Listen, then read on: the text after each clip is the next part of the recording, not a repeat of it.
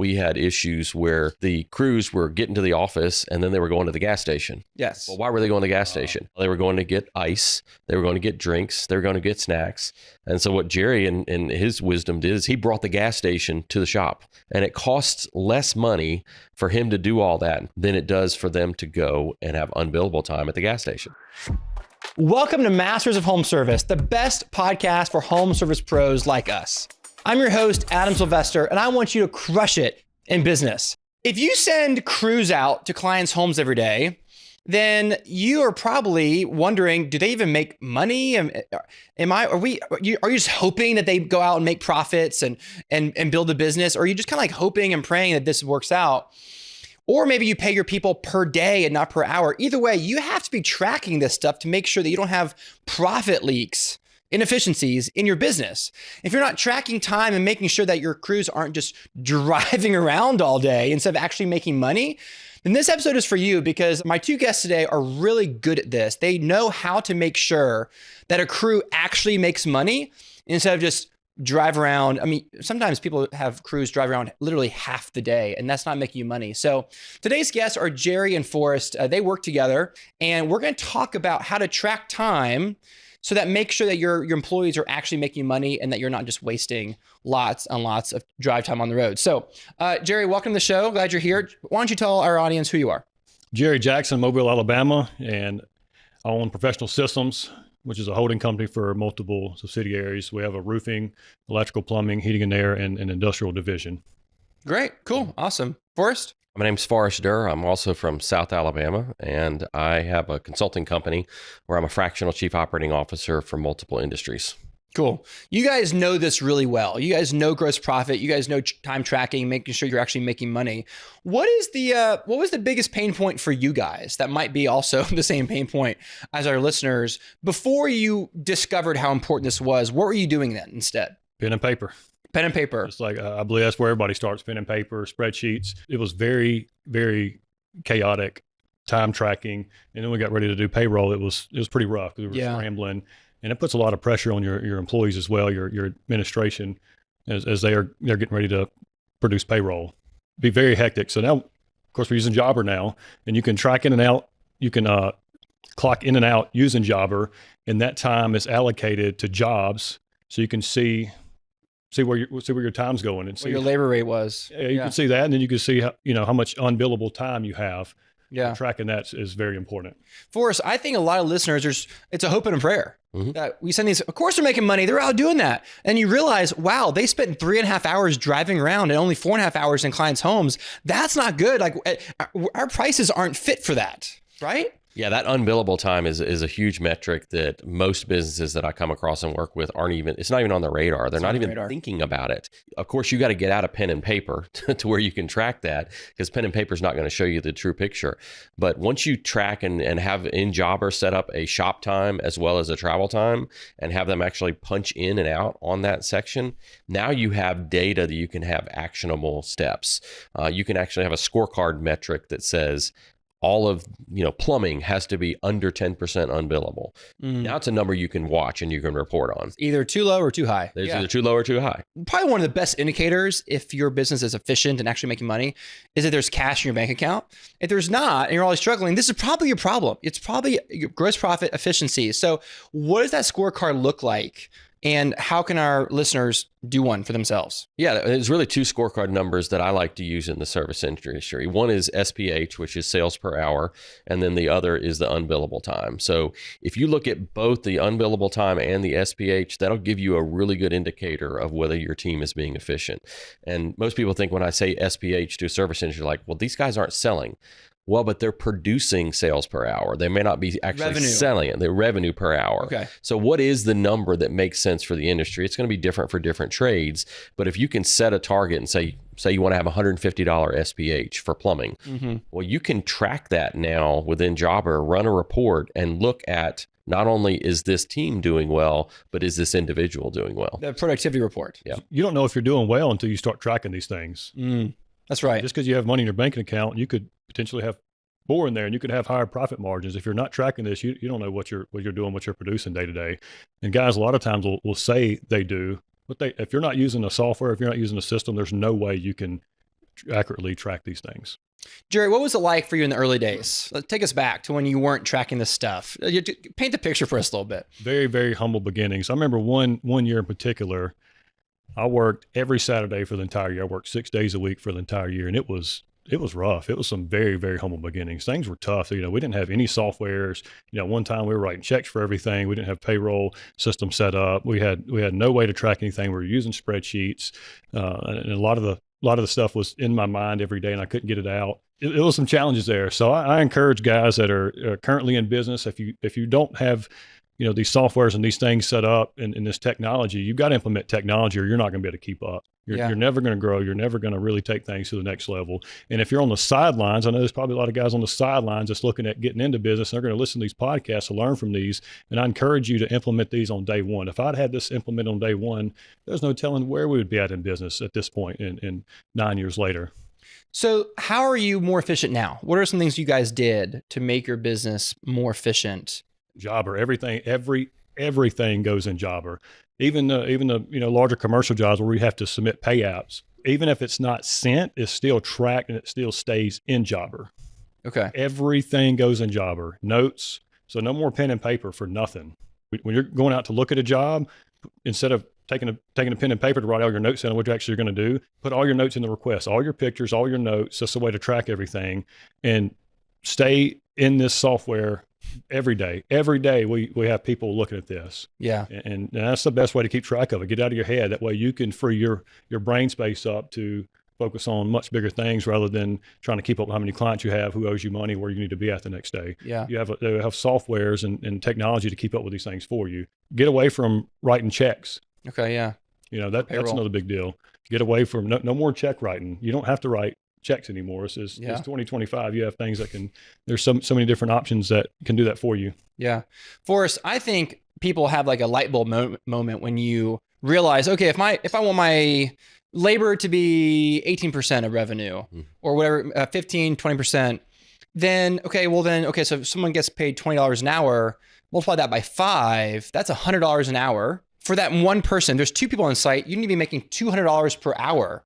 Right. And, oh my gosh, we're not charging that much. Yep. Yeah, it is a light bulb moment when you actually see the data and understand what is happening in your business.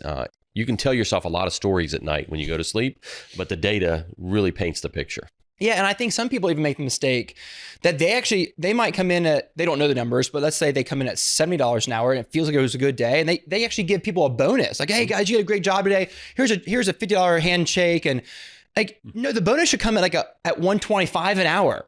Right. Right. And so I think that our perspective so often is just way off base, and we really don't have any idea what we're doing from a profitability standpoint. We're just kind of pricing things based on what our competitors are pricing. Our guys are pretty fast. They care. They're not going slow. And then once you start to dig into this, like Jerry has done, you realize, wow, I have a lot to improve on. Well, it's also, you got to be careful on efficiency too, because you can be too efficient. And that doesn't sound like it's logical, but I worked with a landscaping company and we wanted to stay within a certain SPH. I didn't want somebody to do an SPH at $80 an hour because they weren't doing all the stuff that needed to be done in the yard, right? So you can actually have too much efficiency to where then you're not taking care of the client as good. So setting those tangible targets and those ranges of acceptability is really key, but you got to have the data to be able to know what the numbers are. Yeah. I define efficiency as doing the job as good as you can, or as high quality as you have to, as fast as you can. Absolutely. Yeah. So let's talk about reducing errors and confusion, because it's not okay to just say, hey guys, go faster, be more productive and be more efficient. And and to use a really gross term, like, what have you guys done to make sure your people know how aware of this you are? And just bake into the this is how we do it here kind of mentality. Yeah, it's a culture. So you've got to define that culture and those core values and make sure everybody understands that it's not just good enough. They've got to do an excellent job, but know that you're tracking the time. So one of the things that they have to do is they have to report their time and they have to report their efficiency. And it's better to have somebody report their own efficiency than it is to take the numbers for them and give them to them. I like that. They have some ownership in that, right? So instead of having an admin actually pull that data, make them report that data. Make them put it up on the dry erase board so that everybody can see. And then you can start building some competition in the team. I like that. That's a good hack. I know in my weekly meetings, there's a lot of things that I read out loud. Maybe I should have them read it out loud, at least some of it. Yeah, that's a good idea. I like that. Having them take ownership. It's especially we have a weekly meeting, and having the leadership team read their own scorecard metrics to say if it's on track or off track. That is much more powerful than just having an administrative assistant read over it or just looking at the scorecard. Yeah, there's power in having to read that because now you own it. Yeah. Jerry, walk me through this. Let's put the cookies on the bottom shelf and actually talk about the really specific stuff here. Your technicians, they clock in and out of Jobber for the day, but they also clock in and out for the job they're on. Is that correct? They use the timer? That's right. They use the timer that's in Jobber. For each job. For each job. So we pull payroll from Jobber every week, and then their time is also allocated per job. And then we also have a job that we created in Jobber for unbillable time. It's labeled as just shop.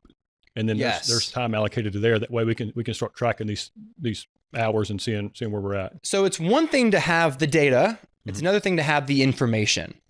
And so once you get all these numbers and all these timesheets, and it's a lot, what do you actually do with it? Instead of just being like, you know what I'm getting at? A lot of people just say, okay, I've got it, but you don't really pay attention to it. What do you do with it? Every week we report on these items, and we talk about them in our leadership meetings, and these topics are discussed, and then each division can see how all the other divisions are doing. And when you have that, like Forrest was saying, when you have that, you don't want to be the one that looks bad in the meeting, because you got all your other peers that are at the round table, looking at all this stuff, and they all see all the same data from each division. You don't want to be the one that's in last every week. Yeah.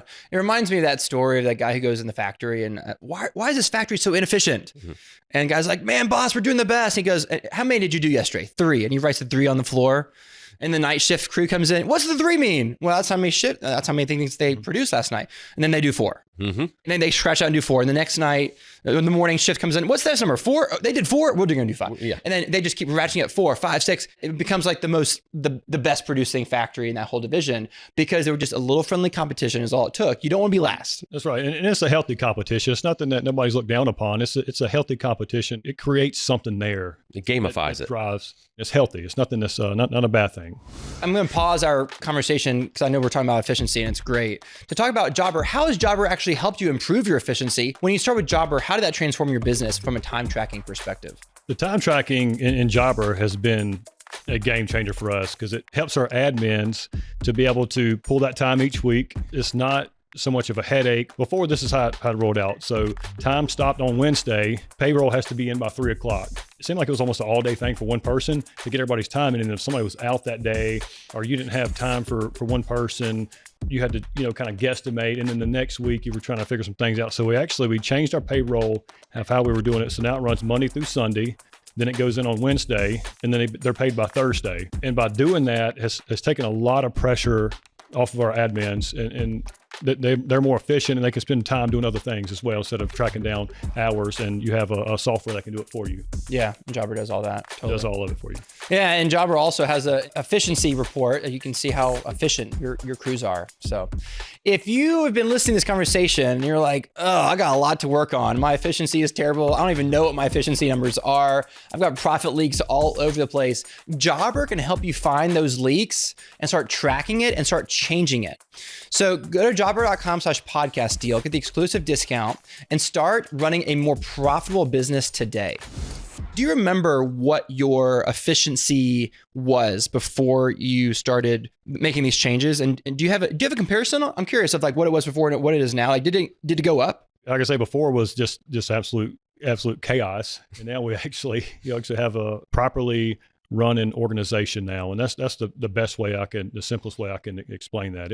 We've come a long ways in implementing technology and implementing these things. I remember when we use a software called Bonus Up. It's great for high volume service companies like mine. Technicians can earn a bonus if they hit these certain productivity levels, like $150 an hour, or $185 an hour, $200 an hour.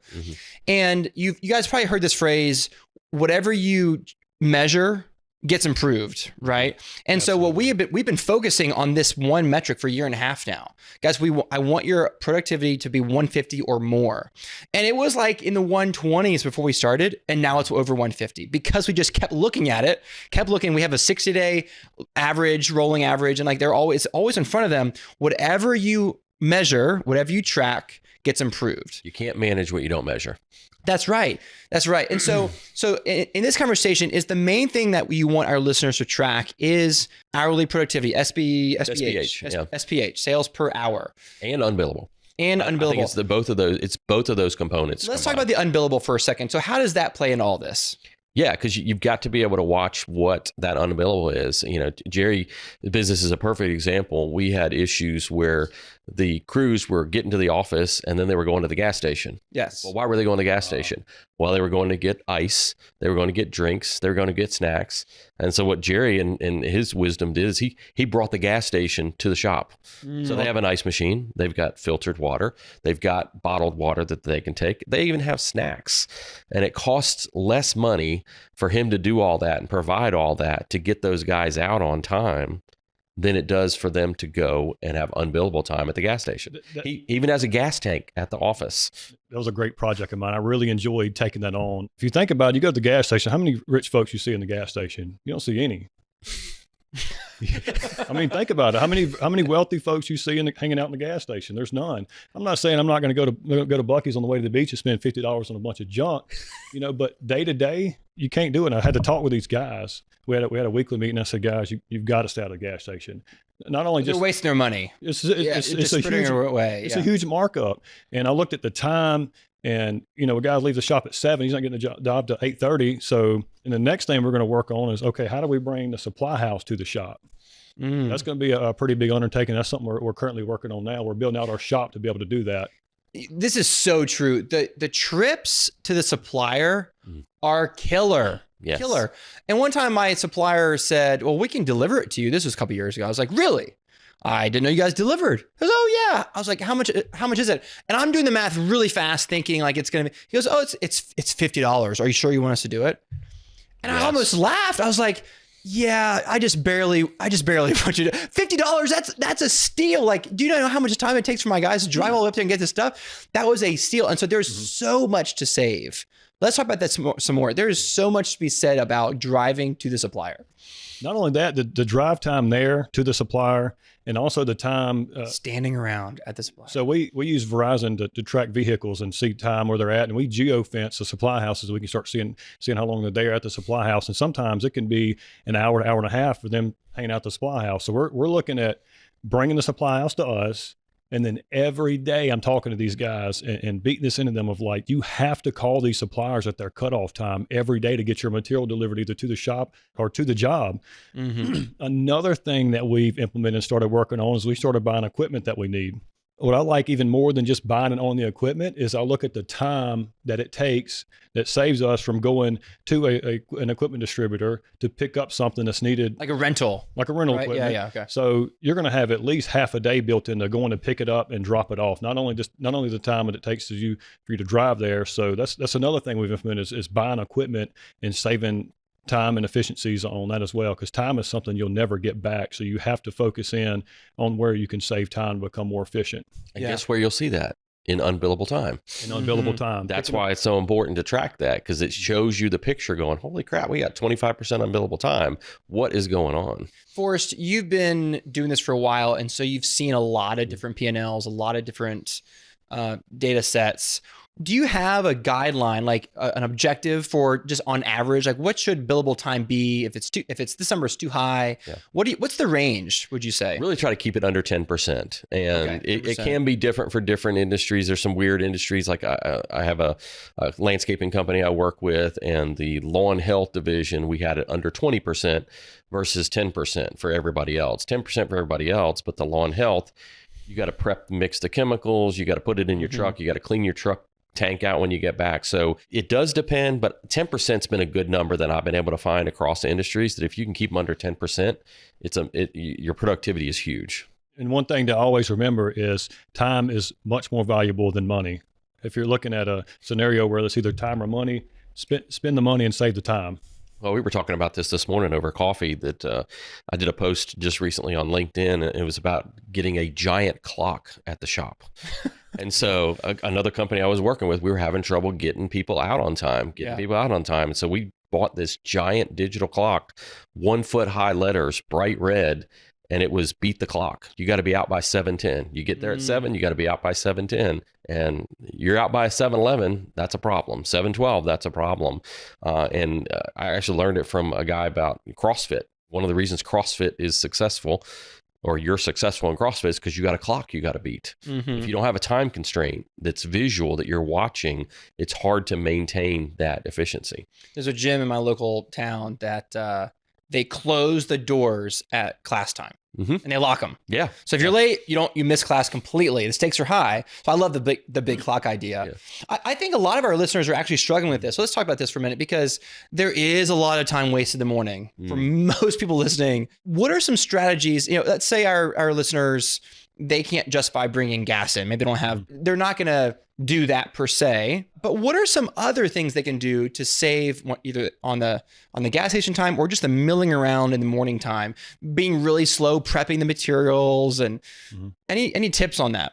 Set the standard now, early in. The sooner you set the standard and say, we're going to arrive at the shop at 6:40 and we're going to be gone by 7, you set that standard early on. It's harder to do it later than it is to do it now, more so in the beginning. Another thing that I do day to day to save time is I wear the same thing every day. I have multiple polos, I have multiple of the same pants, and I wear the same shoes, the same thing every single day. I eat the same thing for breakfast every morning. So it's extremely easy for me to get up in the mornings. I don't have to think about much. I can get what I need and get out the door quick to save time. Yeah, and the same principle could be used for work too. Like if you can create some sort of template in the morning. Hey guys, first thing you do is you're gonna clock in. Second thing is make sure you're totally dressed. Third thing is get in the van and get going. I think that one of the things that we have done for our business is there's two different ways of skinning this cat. One is, hey, we have to be out by a certain time, or we have to be at the job site by a certain time, and then you move that job site time up by 30 minutes. And the way is that they either clock in the job site or they take a photo of themselves at the, for us personally, we use company cams. We just snap a photo as soon as we get there. Right. So I always know the photo of the yard sign in the yard with the house in the background is when they got there, within a minute. And if they're getting there way later than you want, then you need to start changing things. I like what you said, Jerry. Like, start now telling these guys, hey, we are making some changes. It might feel a little annoying. Oh, Adam's being mean to us now. He won't let us go to the gas station anymore. And now he's bringing this gas to us. There's this big clock in here now. And now we have to get the job site on. But guys, we have to run a profitable organization. Yep. This isn't middle school. Like we're all adults. Sure. And let's be real. I let you guys do things I shouldn't have been letting you guys do all this time. And you guys are adults, but we have to be adults in this situation. We're making changes, and that's just, can you guys help me with this? Let's make this happen together. Yeah, let's make it easier. One of the companies I work with, we were having trouble with how much time they were taking to get ice. Had trouble with how long they were taking to get ice, socializing and everything. So what did we end up doing? We got one of the admins in the office to fill all the ice coolers. And I'm talking like 30. So it's not like one, but 30 ice coolers, 30 different people, it's traffic, 30 different crews, traffic in and out, right? Forever. So we had somebody in the evening. South Alabama, we have to have ice. It's just on the job sites. It's hot down there. It's ridiculous, right? So have somebody fill those ice containers the day before, and then you have a pickup truck with all the ice containers lined up. You drop your old one off, you pick a new one up, and it's like a system. So even little things like that, it doesn't sound like a big effort. It's ice. Like, how much time is that going to take? It takes time when you've got 30 or 40 crews in there trying to get ice. So you got to take a step back and look at your business critically to try to figure out where are those little gaps, and a little minute change in structure can add thousands and thousands of dollars to the bottom line. Yeah, totally. There's a saying, if you count your pennies, the dollars will come. If you count your minutes, the hours will come. That's good. I like that. That's true. You gotta track this stuff and keep up with it. And I think you need to have some small wins. Hey guys, if we're out of the shop by 7:15 every day this week, pizza party. Celebrate those wins. Yeah. Like I tell the guys too, like, if we're doing well and our sales per hour is high and we're, the company's making money, we're doing well, we're gonna give back to you guys. It's where those bonuses and raises, and that's where we take the leadership team to a football game every year. It's those kind of things that we do to give back to the guys, to reward them and appreciate them for being a key player and doing well. Yeah, that's great. And we've been talking about the field, but there's also the back office that is really important on the timekeeping. So just talking about, checking time on paper. Well, there's a lot of problems with that. One, inaccuracy. How much time does it take to calculate? Then also the mistakes and what that costs. So before we started using Jobber, it was all on paper. So then we shifted to Jobber. Well, guess what happened? The time for payroll reduced. Yeah. So the amount of time that the admins had to work on payroll was reduced significantly. The aggravation, the stress of getting a paycheck wrong, right? So now it's not that something was transposed. It was you didn't punch in right. Right. Well, that's Your on fault, you. Not mine. You have ownership of that rather than the office. So we've been able to deploy the office manager to do more high level things that are worth more money by letting Jobber automate the payroll. So yeah, that's awesome. And Jobber has a great integration with Gusto, which is what we use for payroll, and it's pretty seamless. So I think there's 3 specific takeaways that I think our listeners can actually do like right now to get going. So number 1, revenue per hour. You have to have a scorecard, and revenue per hour is the first metric on there. You have to know how much you're actually making per technician in the field. And then you also have to track, number 2 is unbillable hours, all the time wasted at the shop, on the road, at the end of the day. All these times where you're not making any money, and you got to keep that hopefully under 10%. Number 2 is you have to know how much to charge per hour. It's really a pricing thing. You have to make sure that you're actually charging enough to send one of your best guys out in the field all day. You might be undercharging, and the only way to know is actually do the math and start charging per hour the right way, and then track it. You track it, they will follow, and they will start lifting that and raising that number up over time. And number 3 is have your people read their own metrics. I love this one, actually. Instead of just getting up there and reading all these metrics yourself as the owner, have them read their metrics out loud, and it just gets in their brain. It's a whole different mentality. It creates ownership of that number that they're tracking. I love that. Have your people read their own metrics. Final question for you guys. I'm curious, you guys run these big businesses and you have a lot going on. What's the biggest challenge that you guys are facing right now? Well, speaking of unbillable time, that is one of the challenges that we're currently working through and working on increasing that efficiency. Cool. Forrest? Same thing. I got to reduce my own unbillable time. As a consultant, I've got to look at that and figure out where am I spending my time and what are the things that I can delegate to somebody else to get that higher dollar volume. So yeah. Totally. Yeah. Well, thanks for being here, guys. How do people find out more about you, Jerry? You can find us at our website, prosystems.org. Cool. Thanks for being here. Forrest? You can find me at Derr Consulting, DERRconsulting.com. Awesome. Well, thanks again for being here. I think our audience is better for it. You guys are crushing it in business. Keep it up. Thanks. Appreciate it. And thank you for listening. I hope that you heard something today that will help you make more money and be more efficient in your business. Start tracking those hours. I'm your host, Adam Sylvester. You can find me at adamsylvester.com. Remember, your team and your clients and your family deserve your very best. So go give it to them.